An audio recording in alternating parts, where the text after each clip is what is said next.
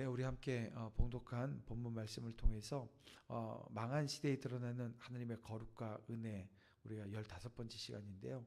임박한 심판을 대비하라 라고 하는 제목의 말씀 우리 함께 나누고자 합니다. 지금 에스겔은 바벨론 강가 또 포로된 자리에서 또 한 번 하나님의 환상을 보게 되어집니다. 그 눈앞에는 아직 무너지지 않은 예루살렘의 모습이 나타나요. 겉으로 보기에는 이 성벽이 굳건해 보입니다. 그리고 지도자들에게는 여전히 자신감이라고 하는 게 차 있습니다. 그들은 백성들에게 이렇게 얘기합니다. 이 성은 마치 가마솥과 같고 우리는 그 안에 고기 같으니 안전하다는 거예요. 겉모습은 든든해 보였고요. 그들이 하는 말은 어떻게 보면 참 달콤했습니다. 그러나 그 말은 백성을 안심시키는 거짓 평안이었다는 거예요. 하나님은 에스겔을 그 자리로 이끌어 성 안에서 벌어지는 이 지도자들의 죄악을 낱낱이 보게 하십니다. 아니, 왜 지금 이렇게 지도자들의 죄를 낱낱이 보게 하시는 걸까요? 이유가 뭡니까? 막 그들의 죄를 폭로하기 위해서일까요? 아닐 겁니다. 하나님은 에스겔로 하여금 그 죄악의 그 실상을 목격하게 하셔서 하나님의 심판이 임박했다라고 하는 사실을 이 백성들에게 분명히 전하게 하시려는 의도입니다. 자, 오늘 우리가 함께 살펴볼 이 본문은 겉으로는 평안과 그 안전을 외치지만 하나님의 눈에는 이미 심판이 준비된 현실이 드러납니다. 그리고 이 말씀은 오늘 우리에게도 몇 가지를 묻습니다. 이런 질문이죠. 혹시 거짓 평안 속에 안주하고 있지는 않는지 오늘 우리에게 묻는 거예요. 또 하나는 하나님의 임박한 심판 앞에 내가 정말 준비되어져 있는가. 그러니까 오늘 지금 갑자기 주님께서 나를 부르신다 할지라도 내가 믿음의 신앙의 마지막 때를 준비하는 그 자리에 내가 서 있는가. 예수 그리스도 십자가 복음, 그 복음을 온전히 붙잡고 또 믿으며 또 하나님께서 주신 사명 앞에 온전히 서 있는가. 정말 여러 가지를 이 본문, 짧은 본문이지만 이 본문을 읽어나가면서 묻게 되어지는 과정에 있습니다. 자, 그러면 여러분, 오늘 우리가 이 임박한 심판 앞에 어떤 준비가 되어져 있어야 될까요? 오늘 말씀을 통해서 몇 가지 살펴보고자 합니다. 그 첫 번째가 이 거짓 확신을 버려야 된다는 거예요. 에스겔이 성전 동쪽 문 어귀에 이르렀을 때 이 25명의 지도자가 서 있는 것을 보게 되어집니다. 이들은 예루살렘의 핵심 권력자들이었고요. 그리고 그들이 이제 백성들에게 말하는 거예요. 3절에 보니까 아직 집을 지을 때가 가깝지 않았다는 거예요. 이 성은 가마솥이 되고 우리는 고기다라고 하는 이야기를 합니다. 이게 무슨 얘기냐면 이 가마솥 안에 있는 고기니까 안전하다는 거예요. 이 안전하다라고 하는 이 겉으로는 그런 말을 하고 있지만 사실 이 백성을 속이는 이건 거짓 평안이었습니다. 고난은 우리를 깨우지만 여러분, 거짓 평안은요 우리 눈을 가립니다. 고난은 저와 여러분을 기도하게 만들어요. 그렇지 않아요? 그런데요, 이 거짓 평안은 마음을 둔감하게 해서 준비하지 못하게 만든다는 것입니다. 우리가 예레미야서에서도 보면, 예레미야 6장에 보면 거짓 선지자들이 이렇게 외쳤습니다. 평강하다, 평강하다. 근데 실상은 평강은 없습니다. 오늘 우리도 비슷해요. 교회가 흔들리고 이 죄악이 세상으로 가득한데도 괜찮다, 잘 되고 있다라고 말하지만 여러분, 그것은 참된 평안이 아니라 거짓 평안입니다. 무엇보다도 이 거짓 평안을 만든 사람들이 지도자이었다고 하는 사실에 우리는 주목해야 됩니다. 권력자의 말, 이 지도자의 판단은 공동체 전체를 살리기도 하지만 때론 무너뜨리기도 하는 겁니다. 그래서 우리는 이 교회가 그리고 가정이 이 나라의 이 지도자들에 의해서, 그들을 위해서 끊임없이 우리는 기도하는 자리에 서야 됩니다. 가정의 남편을 위해서, 아내를 위해서, 그리고 이 공동체, 이 담임 목사와 또 당회원들을 위해서 끊임없이 기도해야 되고요. 이 나라의 지도자들을 위해서도 기도해야 되는 겁니다. 왜냐하면 결국 공동체를 이끄는 것은 이게 사람이 아니라 누가 하시는 거예요? 하나님이 하시기 때문에 하나님께 기도하는 거예요. 만약에 사람이 이끄는 거라 그러면 사람한테 가서 조언을 하고 뭐 권면을 하고 하면 되겠지요. 그런데 이 모든 일들의 주체는 하나님이시라는 거예요. 이것을 우리가 기억해야 분명히 기억해야 합니다.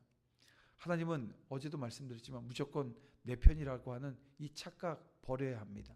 하나님은 언제나 거룩과 이 정의의 편에 서 계십니다.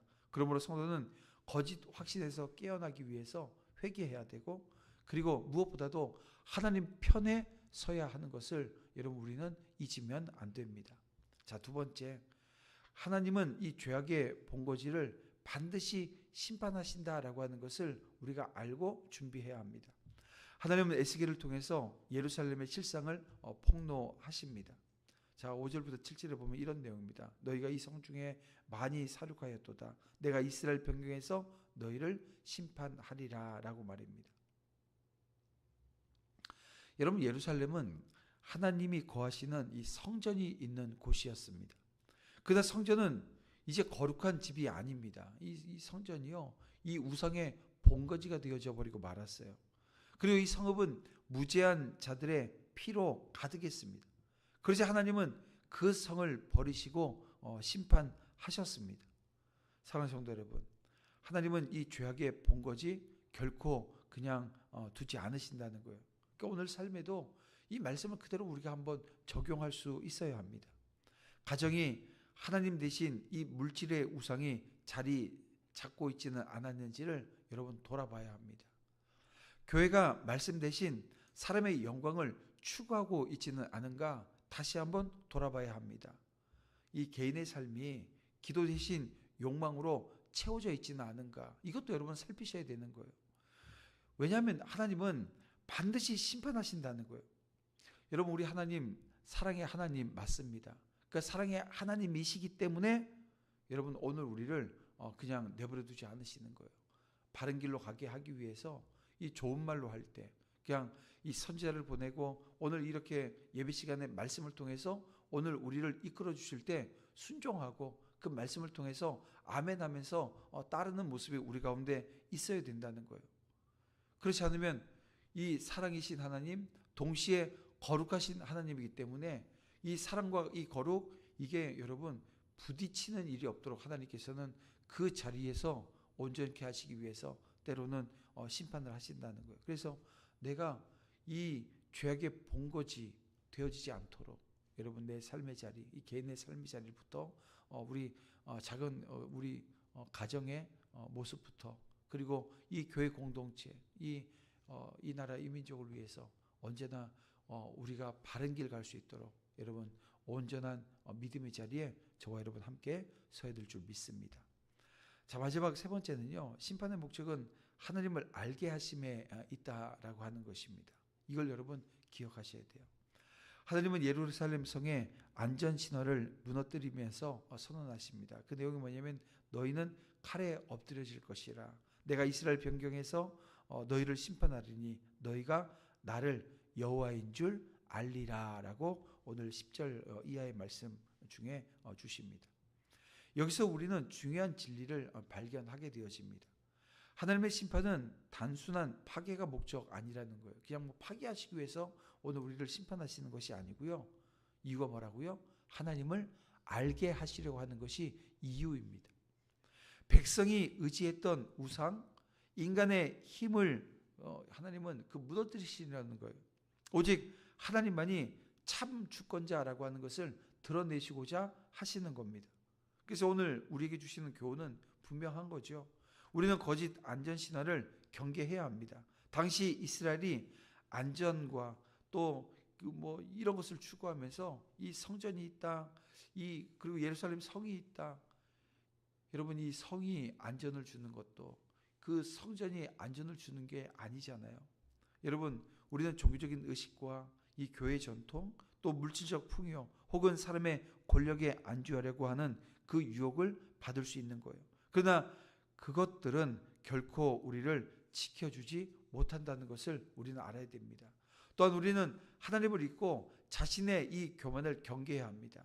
여러분, 하나님을 떠나면 심판은 반드시 올 수밖에 없는 겁니다. 자, 그러면 어떻게 우리가 이 임박한 심판을 대비할 수 있을까요? 첫 번째는 이겁니다. 하나님만을 의지하는 신앙으로 돌아가는 거예요. 그러니까 우리의 구원과 우리가 이 보호받을 수 있는 이 모든 것은 오직 여호와께 있는 겁니다. 그러니까 막 돈이 나를 보호해 줄 것 같고, 내 집이 나를 안전하게 보호해 줄 것 같고, 내 자식들이 나를 붙들어 줄 것 같고, 그런데요, 그렇지 않은 거예요. 오직 여호와 한 분만이 우리를 구원하시고 우리를 보호해 주신다는 겁니다. 두 번째는 회개와 순종으로 준비해야 되는 겁니다. 말씀에 순종하면서 여러분 정말 작은 죄, 정말 보잘것없는 죄라 할지라도 이걸 가볍게 여기지 말고요, 돌이키는 은혜가 우리 가운데 있어야 되는 거예요. 세 번째는 십자가 앞에 서는 겁니다. 신약에서 이 심판의 메시지는 예수 그리스도의 그 십자가로 이어지지 않습니까? 우리의 죄에 대한 하나님의 심판이 어디 쏟아진 거예요? 십자가 위에 쏟아진 겁니다. 그러니까 우리가 믿음으로 십자가 앞으로 나아갈 때 더 이상 이 두려움의 심판이 아니라 여러분 은혜의 생명으로 나아가는 것이 된다는 것을 오늘 우리는 압니다. 사랑하는 성도 여러분, 그래서 이 에스겔의 경고는 오늘 우리에게 임박한 심판을 준비하라고 하는 초대인 겁니다. 하나님을 떠나는 길을 경계해야 되고 하나님께 돌아오는 순종으로 여러분 대비하자는 거예요. 심판의 최종적인 목적은 다른 데 있지 않습니다. 오직 여호와 하나님 그분을 아는 데 있는 겁니다. 신약에서 이 메시지는 다시 말씀드리지만 이 십자가로 이어집니다. 우리의 죄에 대한 하나님의 심판이 십자가 위에 쏟아진 거예요.